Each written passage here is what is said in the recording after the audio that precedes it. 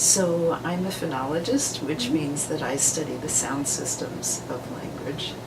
I look at the way languages differ in terms of the building blocks of the sound system and the ways these pieces interact.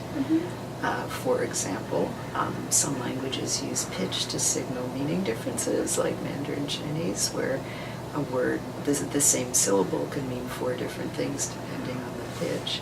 In English, we use pitch in much more sort of subtle ways to convey things like if you say, you bought a Hummer, or you bought a Hummer, it's the pitch of your voice that's conveying either approval or disapproval. So I look at the ways languages differ, and how different can they be? What do all languages share? And when they differ, can we sort of codify the differences? And are there ways that a piece of language, one, is easier to learn than a piece of language, the same piece of language, two?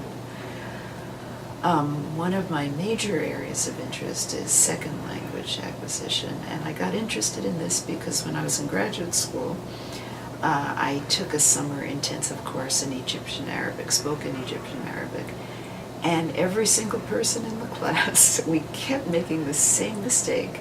We kept hearing the wrong words. So, for example, we would think that if someone said the 2 words mish Anna, we would hear it as mi shana. And we were all mystified by this, except because I had already had 1 year as a graduate student in linguistics, I was able to explain, well, look, the way we link sounds across words in English is different from the way you do this in Arabic. So I thought, hey, here's something that all my classmates are struggling with and mystified by, and linguistics helps me understand that.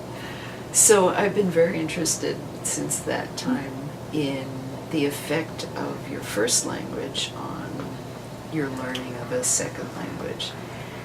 And the question of why is it that young children pick up language apparently effortlessly, while after a certain age, usually around the onset of puberty, most people lose that ability. So what is it that happens in your brain that causes you to lose that ability to just effortlessly pick up language? So one thing that I looked at is the sort of involuntary brain responses to things like sound differences. So in English, the difference between R and L is really important. It makes a difference between like red and lead, or rocket and locket. But in Japanese, that difference is not important at all. Japanese has one sound which is kind of midway between R and L. Infants, the newborn infants, whether they're born to English-speaking parents or Japanese-speaking parents, they all have that ability to hear the RL difference. But as soon as a child becomes a Japanese speaker, the child loses that ability and then has trouble hearing that difference in English. So by looking at the brain responses to sound differences like the RL difference, you can see what level of processing is affected by your first language. So it's looking at the extent to which your brain automatically filters the second language through what it knows about your first language. Of course, MIC is all about communicating across cultures, and so my work is directly connected, even though my own research is more about the basics of how do you learn a language, and the structure of language, and how does your first language's structure affect your language learning. The language is about communication, so every aspect of language is important here. A project that I'm involved in right now is looking at Mandarin speakers' use of English contrastive accent. So one thing that I've noticed in a lot of very fluent non-native speakers of English, people whose English is generally great, but they'll say things like, well, I read the first chapter, but I didn't read the second chapter. Whereas an English speaker would say, I read the first chapter, but I didn't read the second chapter, where you highlight, you use your pitch and your intensity to highlight, here's the new information. Not every language does that. Not every language uses pitch in that same way.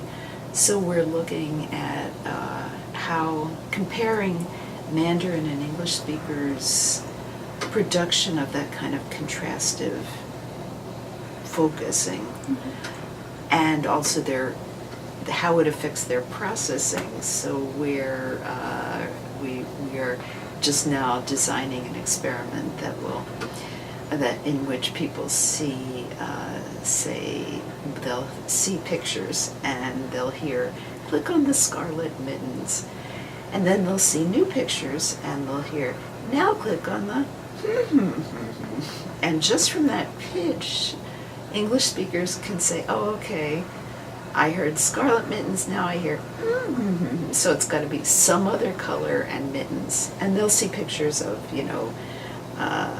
purple mittens and lots of other things that are not mittens. And English speakers can just use the pitch alone to pick out the right object. And we're trying to see, do English and Mandarin speakers differ in their ability to do that? And also in how quickly they can do that, because we're tracking their eye movements. Well, yeah.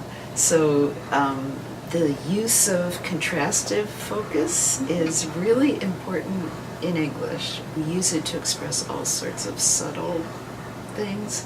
For example, a famous example in the literature is the sentence, John called Mary a Republican, and then she insulted him. If you say it with that contrastive stress on she and him, you're saying, okay, first John did this, and then she did this. So it implies that the speaker thinks it's an insult to call someone a Republican. If you don't use the contrastive focus, you don't have that implication, right? John called Mary a Republican, and then she insulted him. So by signaling with your pitch whether insult is new information or old information, you give away your political leanings. So that's the kind of thing that it's very easy to miss if you're not a native speaker. So you can miss all the nuances and subtleties of conversation. And this is something that is sometimes not emphasized enough in foreign language classrooms. So when I've always been interested in language, I've always noticed people's accents and been fascinated by that. Why do people have different accents? And I've always loved learning languages. I loved learning the grammar of languages. I loved learning the pronunciation. In college, there was no linguistics major, but there was an introduction to linguistics course, and I said, wow, this is like the most interesting course I've ever taken. It answers so many questions that I had.